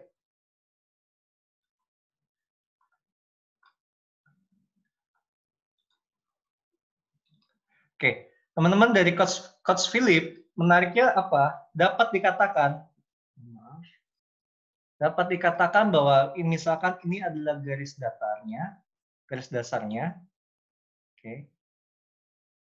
Nah, dari sini kita akan dapat melihat bahwa beliau ini ternyata hobi mikir dan juga tidak bisa diam di satu tempat. Oke, dapat terlihat hobi mikir dan tidak bisa diam di satu tempat. Jadi sudah pas sekali jadi seorang coach atau trainer. Oke, monggo Coach Joko untuk tanda tangannya. Oke, teman-teman yang mau dilihat tanda tangannya bisa ditampilkan ya. Oke. Sebentar, saya capture dulu. Oke. Nah, sudah saya capture Coach Joko. Thank you. Dari tantangan Coach Joko sendiri, pertama bisa yang saya mau nilai adalah dari garis-garis ini ketahuan bahwa Coach Joko ini orangnya adalah cukup agresif, bergerak mulu, pokoknya tidak bisa tenang dan agresif sekali. Oke. Tapi dari sisi loop yang terjadi di dua ini, dapat terlihat bahwa Coach Joko ini punya sensitivitas yang sangat tinggi sekali. Menggunakan perasaan terhadap segala sesuatunya. Oke. Garis ini menandakan Coach Joko ini ingin memimpin. Oke. Garis kepemimpinan bahwa Coach Joko itu yakin bahwa diri Coach Joko bisa, merasa percaya diri yang tinggi, bisa memimpin, dan pastinya lahir dengan dasar kepemimpinan. Oke. Dan kalau bisa stroke yang ini dihilangkan, Coach, karena saya ganti warna saja. Karena yang ini, yang garis ini nih, yang dari sini turun ke bawah terus naik, yang kayak centang, tapi sebenarnya nyambung dari loop ini. Nah, sebenarnya ini agak sedikit mengganggu untuk rasa agresifnya Kak Joko yang di dalam ini. Gitu. Oke. Yang dalam kotak merah ini. Nah, satu lagi, Coach, ini kalau bisa, ini yang gambar ini yang ada loopnya, yang di kiri atas, yang dua ini, kalau bisa jaraknya agak sedikit diperkecil, jangan besar seperti ini, karena ini sebenarnya bisa dikatakan bahwa karena sensitivitas yang sangat tinggi, terkadang emosi itu bisa terpancing ketika ada orang yang bersinggungan, tanpa sadar itu akan masuk ke dalam diri, dan jadi akhirnya kayak baper, Coach. Gitu. Dalam kondisi tertentu ya, Coach, tidak senantiasa. Gitu. Sama satu lagi yang perlu dihindari adalah setelah tanda tangan, ini ada stroke ke bawah. Saya ganti warna lagi, warna hijau. Yang ini, Coach. Nah, garis ke bawah ini nih. Ini yang harus itu tidak boleh. Garis, kalau kita tanda tangan teman-teman, perhatikan tanda tangan kita tidak boleh turun ke bawah. Tidak boleh turun ke bawah. Harus naik. Tanda tangan kita itu harus naik. Kenapa tanda tangan kita harus naik? Karena kalau tanda tangan kita itu turun ke bawah, itu berarti kita itu apatis atau kita lagi dalam kondisi stres. Makanya lebih cenderung ambillah tanda tangan akhirnya naik ke atas. Makanya kalau tanda tangan saya tadi kan S-nya naik ke atas. Contohnya adalah Benjamin Franklin. Kayaknya di laptop saya yang satu lagi. Benjamin Franklin itu tanda tangannya garis akhirnya strike-nya ke bawah. Seperti itu.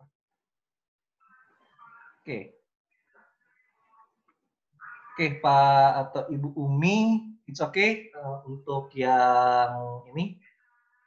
Mungkin tanda tangan saja, Bu, bisa kalau mau ditampilkan tanda tangannya aja, oke, karena tanda tangan lebih mudah ketimbang tulisan. Oke, ke Bu Hani dulu. Bu Hani, sebentar ya Bu ya, saya coba capture. Oke, kalau dari Bu Hani. Bu Hani ini sangat banyak loopnya ya, Bu. Ini 1, 2, 3, 4, 5. Oke, ada 5 loop, Bu. Ini harus diperhatikan. Ini berarti dengan kata lain, Ibu cukup gampang terbawa emosi nih, Bu. Cukup yang tadi kayak Pak Joko. Cuma bedanya lu yang 2 loop di bawah, itu menggambarkan seperti kantong uang. Nah, ini 1, ini 2. Inilah kantong uang.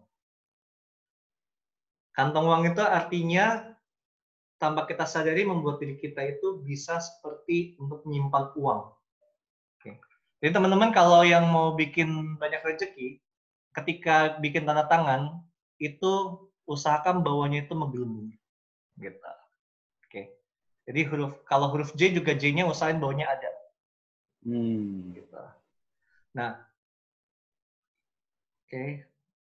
Dari Bu Umi, bentar.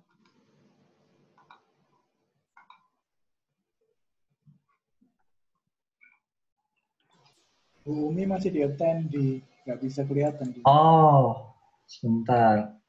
Bu Umi saya pindahkan dulu ya Bu Umi ya. Oke.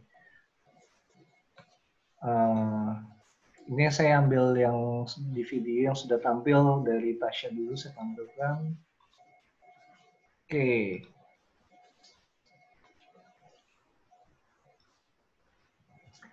Oke, dari Tasya. Maaf, salah.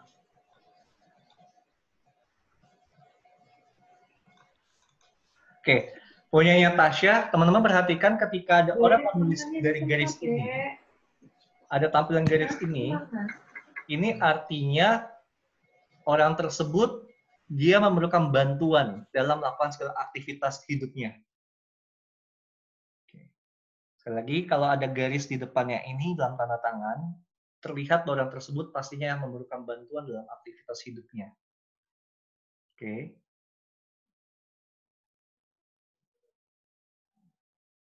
Garis ini ada saling menutupi di dalamnya ini ketahuan terlihat bahwa tidak percaya diri sekali.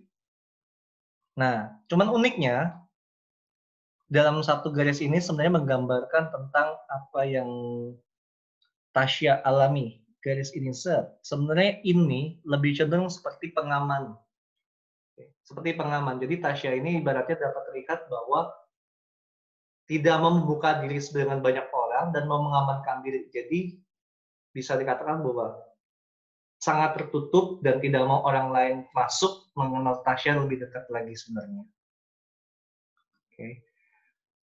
Terus juga hampir mirip dengan Pak Joko, garis yang di sini agak diperhatikan, jangan terlalu dekat karena itu cukup berbahaya. Lebih baik teman-teman kalau ada yang suka daripada kita bikin loop, mendingan kita bikin itu ini loopnya dihilangin. Jadi garisnya ketemu garis. Artinya apa? Kalau garis ketemu garis seperti ini, oke, misalkan seperti ini. Nah, kalau garis ketemu garis seperti ini, bisa dikatakan orang tersebut memiliki dignity. Rasa dignity-nya tinggi, rasa berharga dirinya tinggi. Lebih baik seperti itu. Oke. Kemudian ada garis kepemimpinan, tapi karena garis ini tertutup dengan garis yang lain, dapat terlihat bahwa Tasya sendiri meragukan diri Tasya bisa memimpin apa tidak. Nah, teman-teman harap diperhatikan kalau yang tanda tangannya ada titik di belakang, tolong dihilangkan. Tolong dihilangkan. Oke. Contohnya kenapa? Karena ini berkaitan dengan masalah psikologi. Biasanya orang yang ada titik itu memang tegas, cuma orang tersebut itu, contohnya Soeharto, senggol dikit hilang. Gitu. Jadi dia itu nggak bisa disinggung. Kalau berasa tersinggung, dia akan langsung bertindak. Oke, jadi kalau bisa dihilangkan. Kemudian tadi yang saya tampilin ada Bu Maria. Oke. Dari Bu Maria sendiri. Oke.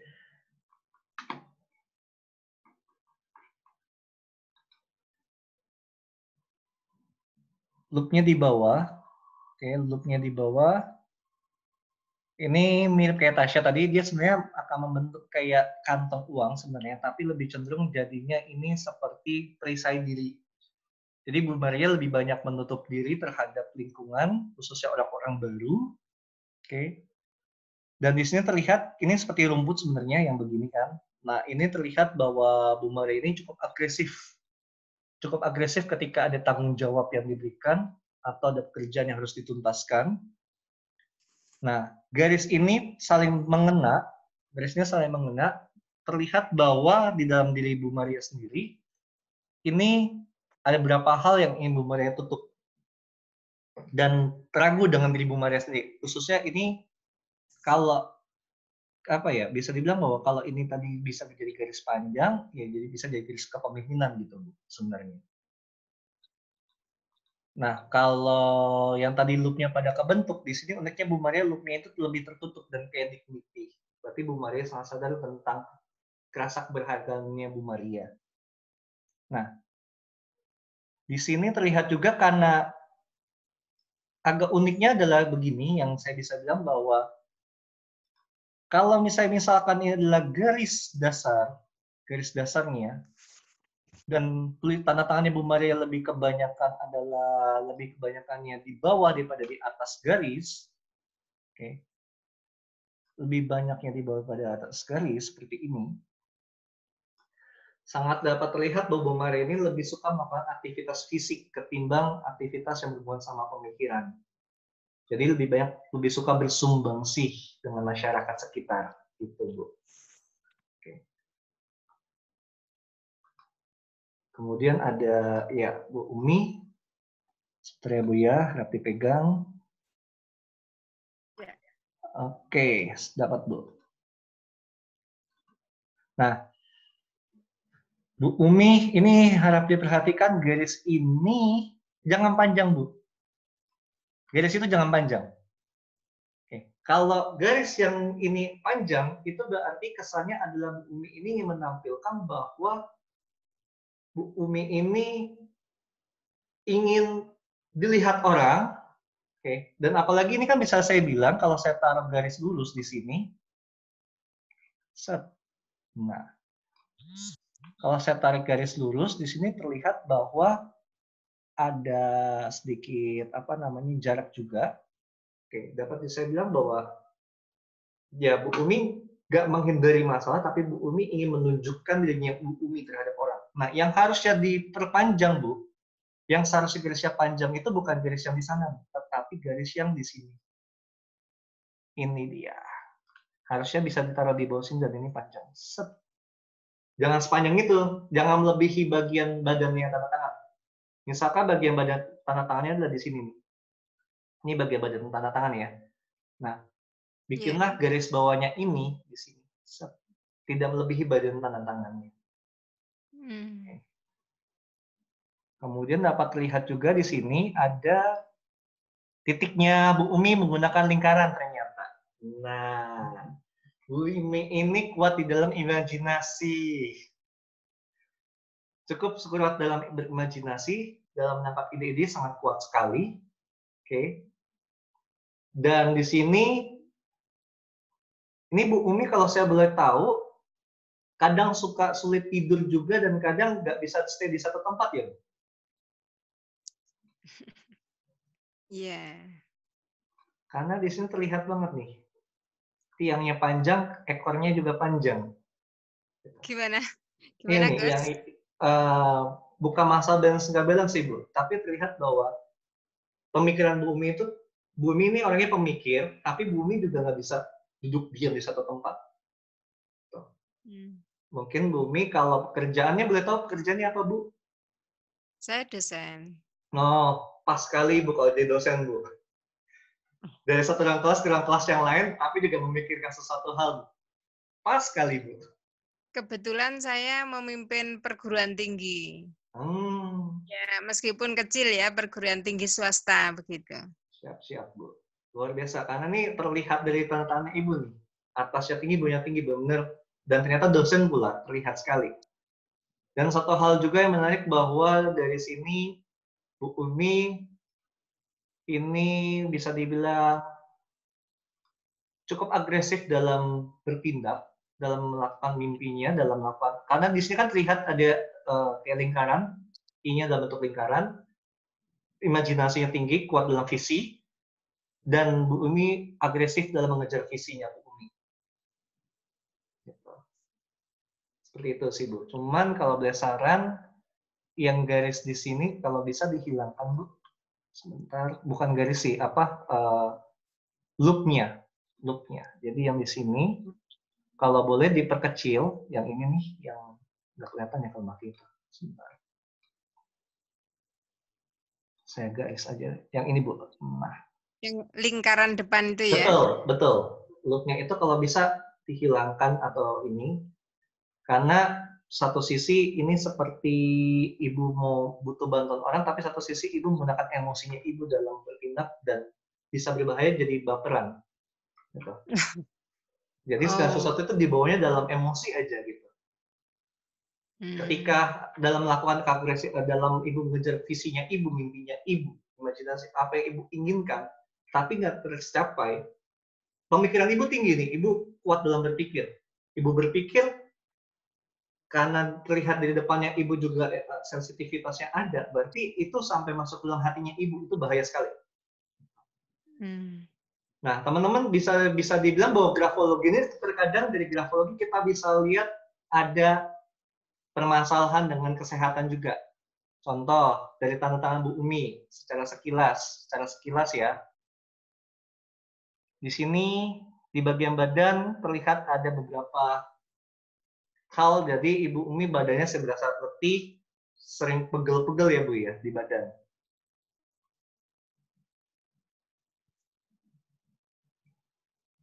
Halo Bu Umi? Ya, suaranya Coach agak putus yang tadi. Okay. Apakah Bu Umi sering berasa badannya pegel-pegel nggak, Bu? Kalau pegel-pegel, saya itu relatif sehat, alhamdulillah. Cuman kadang migrain itu, Coach. Kalau banter itu emang kadang-kadang migrain itu tadi, emang ada mungkin emosi yang tertahan. Betul. Kalau Ibu tadi bilangnya ada migrain, berarti yang menjadi dasarnya Ibu di sini. Ini titik dasarnya Ibu nih. Ini garis dasarnya Ibu. Nah, jadi terlihat dari sini. Nah, di sini ada beberapa penebalan. Jadi ibaratnya dari bahu ke atas itu sering pegel, sering kepala pusing. Jadi terlihat dari sini. Gitu. Itu teman-teman. Jadi tulisan itu ternyata bisa menggambarkan kesehatan kita juga. Seperti itu. Tasya. Saya punya 2 tanda tangan. Kalau yang tadi ditampilkan adalah tanda tangan sapi kantor. Kalau tanda tangan KTP atau surat-surat resmi beda lagi. Tanda tangannya boleh dianalisa. Monggo, silakan ditampilkan saja. Oke, ada lagi tadi kalau nggak salah yang mau menampilkan tanda tangan siapa ya yang tampilkan? Bu Rahma ya. Coba Bu, saya lihat dulu.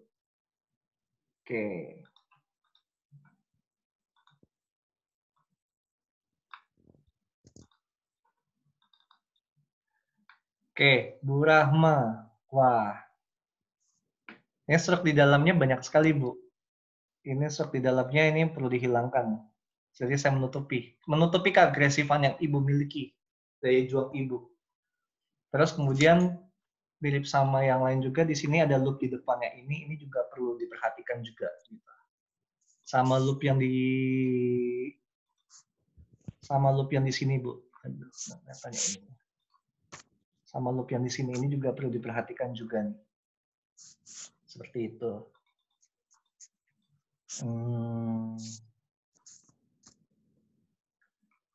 Oke. Overall sih oke sih Bu, cuman yang tadi yang paling penting struknya sama loop-loopnya itu dihilangkan. Dan ketahuan Bu Rahma ini kan dari medium jadi besar ya. Ibaratnya dia naik ke atas nih, ukuran tulisan nih, ukuran tanda tangannya nih. Yang seperti yang tadi yang di slide saya, bahwa kalau dari kecil ke gede, dari tulisan kecil ke gede bisa kita bilang bahwa ya bisa dikatakan dari Bu Rahma pribadinya, Bu Rahma sendiri secara aktivitasnya cukup untuk benar-benar bisa berkomunikasi dengan baik dan rasa percaya dirinya sangat tinggi sebenarnya. Oke. Kemudian Bu Yeni, kalau tanda tangan saya yang robot saya ubah jadi tulisan nama biasa gimana? Boleh saja Bu, kayak tulisan tanda tangan saya kan saya ganti jadi nama seperti itu. Tidak ada masalah. Ini saya lihat Bu Francisca terlebih dahulu. Oke. Bu Francisca, ini dari bentuk tanda tangannya banyak strokes di dalamnya, ini perlu dihilangkan. Oke, menutupi dirinya Ibu Francisca sendiri. Loopnya juga banyak sekali, ini juga bertingkat lagi Bu loopsnya. Aduh, kok hilangnya? Sebentar.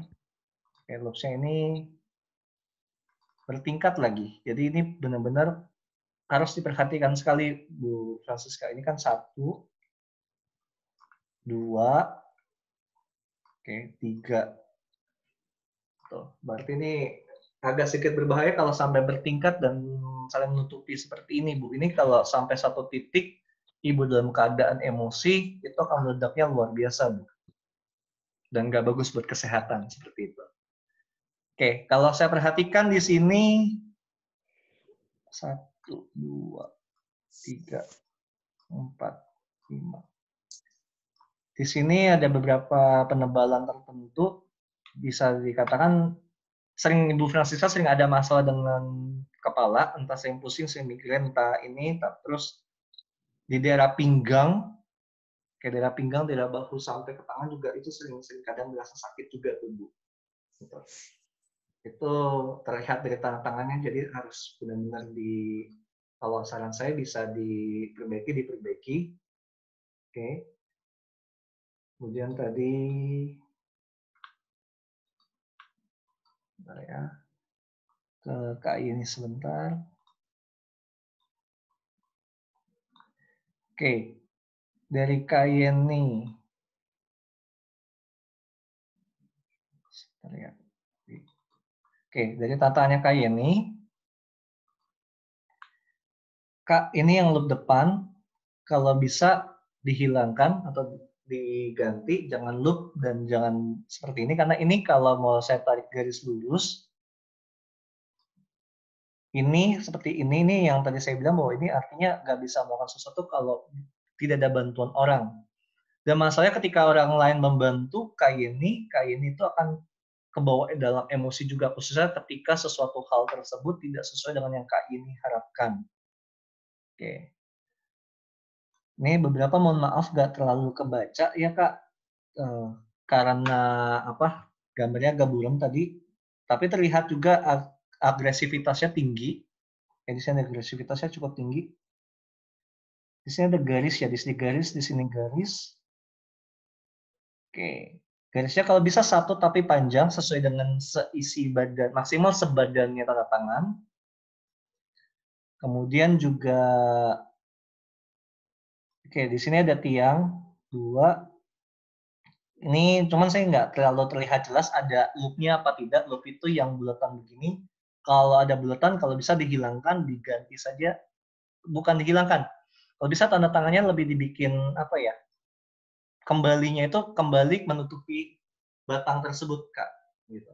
Jadi tidak ada loop-nya. Itu jauh lebih bagus. Oke, Coach Philip. Thank you, Coach. Oke, teman-teman dari Pastor Romi. Oke. Pastor bisa diangkat dikit, Pastor? Oke. Sebentar saya ini. Oke, saya tampilkan. Nah, kalau dari Pastor Romi, satu yang konsen saya itu di loop atas. Di sini cukup, misalkan nih badannya, nah di atas ini ada loop, tapi tinggi juga. Gitu. Artinya saya bisa bilang bahwa Coach Romi ini dari tantangan menggambarkan bahwa Coach Romi ini pemikir, tapi saking dipikirnya terkadang sampai ke bawah dalam emosi. Karena di sini ada loopnya, ada 1 di sini, kemudian ada di sini juga. Terus juga Coach Romi terlihat bahwa Coach Romi ini ingin bergerak. Gitu. Tidak bisa stay di satu tempat. Kemudian adalah garis tanda tangannya.